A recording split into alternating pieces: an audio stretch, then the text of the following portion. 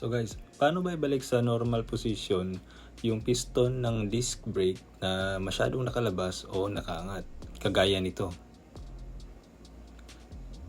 Kapag kasi nakalabas yung piston, hindi na maibabalik yung brake pads. Kasi masyado nang masikip. Wala nang paglalagyan yung dalawang brake pads. Ngayon, susubukan nating ibalik sa original position yung piston ng brake caliper gamit lang ang mga basic tools kagaya nito, yung stock na wrench ng air blade at saka isang basic na T-wrench. Hindi na natin kailangan ng special tools kagaya ng C-clamp.